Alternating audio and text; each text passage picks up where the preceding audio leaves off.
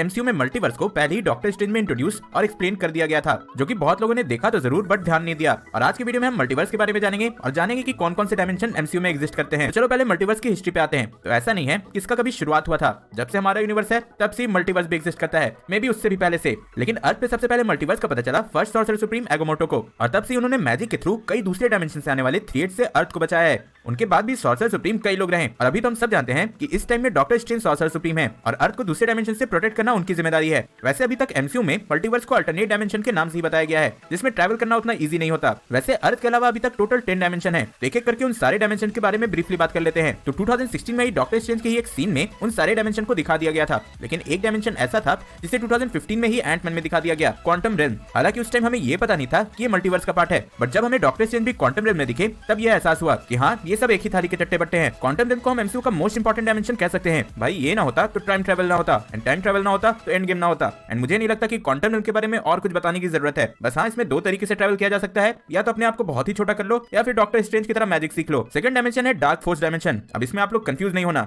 ये डोरमामू वाला डायमेंशन नहीं है, उस पर मैं इसके बाद आता हूँ। मूवी में अभी तक इस डायमेंशन को दिखाया ही नहीं गया, बट इसे एजेंट कार्टर और क्लोक एंड डैगर की सीरीज में दिखाया गया है। इसी डायमेंशन से डार्क फोर्स ओरिजिनेट हुआ है और यहाँ सिर्फ एक ही एंटिटी रहती है, लोआ, लेकिन इसके डिटेल अभी पूरी तरह से रिवील नहीं किए गए हैं। अब जब डार्क फोर्स डायमेंशन की बात हुई है तो डार्क डायमेंशन पे आ जाते हैं, और ये जो डायमेंशन है वो है डोरमामू का डायमेंशन, और यहाँ डोरमामू रूल करता है। अब इसमें टाइम एग्जिस्ट ही नहीं करता, जिससे अगर कोई इससे पावर लेता है तो वो अमर हो जाता है, लेकिन हाँ, वो डोरमामू के इन्फ्लुएंस में भी आ जाता है। यही हुआ था काइसेलियस के साथ। हालांकि एंशिएंट वन भी इसी डायमेंशन से पावर ले रही थी, बट वो डोरमामू के इन्फ्लुएंस में नहीं थी। आगे है एस्ट्रल डायमेंशन, और ये डायमेंशन डॉक्टर स्ट्रेंज और ब्लैक पैंथर के लिए इंपॉर्टेंट है। बेसिकली ये ऐसा डायमेंशन है जहाँ सिर्फ सोल एग्जिस्ट करते हैं, और ये हमने डॉक्टर स्ट्रेंज, ब्लैक पैंथर और एंड गेम में देखा है। अब मोस्ट प्रोबेबली आप सबको डॉक्टर स्ट्रेंज और एंड गेम का एस्ट्रल डायमेंशन याद होगा, लेकिन ब्लैक पैंथर में यही डायमेंशन बहुत बार दिखाया गया था, और वहां इसे बोला गया था एंसेस्ट्रल प्लेन, जहां हार्ट शेप हर्ट खा के तिचाला अपने एंसेस्टर से बात करने जाता था। नेक्स्ट है मिरर डायमेंशन। अब ये बहुत ही सिंपल है, जैसा मिरर में होता है सेम वैसा ही, यानी कि सेम टू सेम हमारे अर्थ की तरह। इसे अर्थ का पैरेलल डायमेंशन भी कह सकते हैं। पहले इसका यूज सॉर्सरर्स अपने मैजिकल पावर्स को प्रैक्टिस करने के लिए करते थे, क्योंकि अगर कुछ गड़बड़ भी हो गई तो मेन अर्थ पे कोई फर्क नहीं पड़ता। लेकिन आगे चलकर इसे बैटल और फाइट के लिए भी यूज किया गया,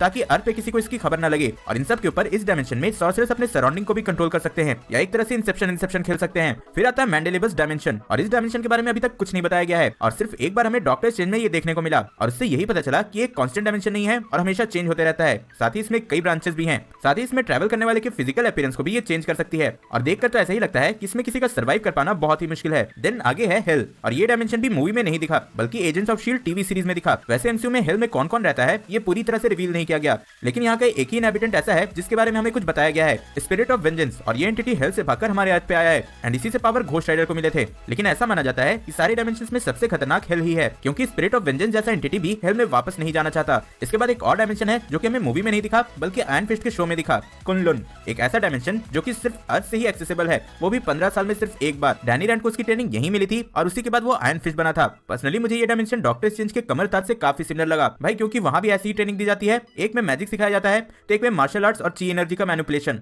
इसी के बाद फिर से एजेंट्स ऑफ शील्ड की सीरीज में एक और डायमेंशन के बारे में बताया गया था, फियर डायमेंशन। जैसा नाम से लग रहा है ये बिल्कुल वैसा ही है। जो भी इस डायमेंशन से एक्सपोज होता है उसमें फियर यानी कि डर आ जाती है। इस डायमेंशन से एक्सपोज होने के बाद लोगों को इल्यूजन और हेलुसिनेशन होने लगते हैं। भाई मुझे तो ऐसा तब होता था जब टीचर बोल दे कि आज सरप्राइज टेस्ट है। वैसे अभी तक सिर्फ एक बार अर्थ और इसके बीच एक पोर्टल खुल पाया है, एंड उसके बाद उस पोर्टल को भी डिस्ट्रॉय कर दिया गया। एंड आज का सबसे फाइनल और लास्ट डायमेंशन है सोल वर्ल्ड, जो कि सोल स्टोन के थ्रू ही एक्सेसिबल है। इसे सोल स्टोन का पॉकेट डायमेंशन भी बोला जाता है, क्योंकि ये स्टोन के अंदर ही एग्जिस्ट करता है, और जो भी लोग सोल स्टोन के कारण मरते हैं उनका सोल इसी में रहता है और एस्ट्रल डायमेंशन में नहीं जाता। एंड गेम के मेन टाइमलाइन में थैनोस ने सोल स्टोन डिस्ट्रॉय कर दिया था, जिसके कारण उसका सोल वर्ल्ड भी डिस्ट्रॉय हो चुका है। हालांकि अभी भी किसी अल्टरनेट टाइमलाइन में सोल स्टोन और सोल वर्ल्ड दोनों ही एग्जिस्ट करते हैं। तो देखो कभी हमें फ्यूचर में ये सोल वर्ल्ड देखने को मिलता है या नहीं। अभी तक एमसीयू में इन्हीं 10 डायमेंशंस के बारे में बताया गया है, लेकिन जल्द ही doctor strange into the madness of multiverse में और भी कई डायमेंशंस और यूनिवर्स दिखाए जा सकते हैं। वैसे ये तो मूवी के नाम से ही क्लियर है। तब तक आप लोग कमेंट में बताओ कि इनमें से कौन सा डायमेंशन आपको सबसे ज्यादा बेस्ट लगा, और मुझसे अगर कोई इन्फॉर्मेशन मिस हो गई हो तो वो भी जरूर बताना। होप सो कि आपको वीडियो पसंद आई होगी।